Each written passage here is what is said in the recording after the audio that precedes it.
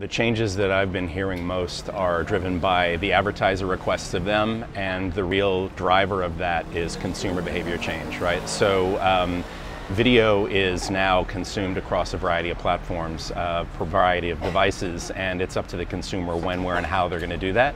So in order to engage with a consumer, an advertiser has to be where they are. So they're asking their agencies to be able to facilitate that. That means that they need to be able to do audience-based targeting and buying. They need to be able to measure across those platforms to prove proof of performance for what they're delivering, and then be able to evaluate some kind of return on ad spend. Those are really the three things that agencies are asking of Nielsen, and how our total audience, Nielsen Marketing Cloud, and Visual IQ acquisitions as an example have been sort of leading that way.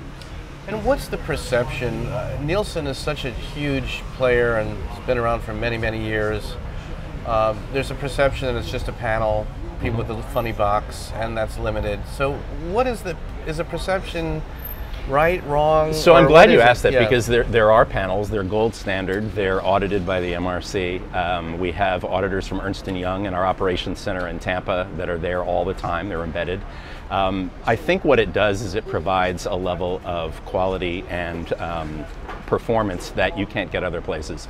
Especially in light of GDPR, the quality of the data is really, really important, and so Nielsen doesn't compromise. You know, the data is what it says it is, the metadata is consistent, and we're trying to do that across all of the platforms that we engage with. So what happens is when you want an auto intender, for example, you're not getting 5 different descriptions of what an auto intender might be based on the publisher. You can create a very specific segment using Nielsen data and first-party data, and then push that out into the buy systems and buy on your criteria rather than theirs. And it's a really important piece. What the gold standard panel does is eliminate, or at least correct for, some of the noise and the anomalies in big data.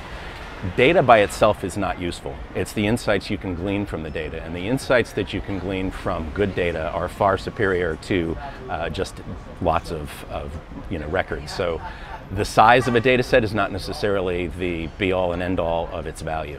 Oh, I see. And I wanted to ask about TV. We've been talking about this forever. I know you guys partnering with OpenAP and many of the broadcasters.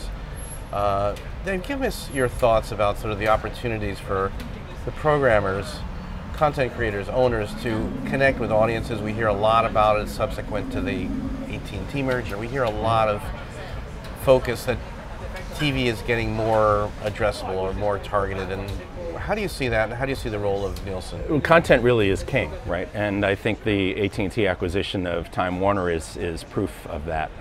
That's a content play, right? You know, Turner, Warner Brothers, and HBO.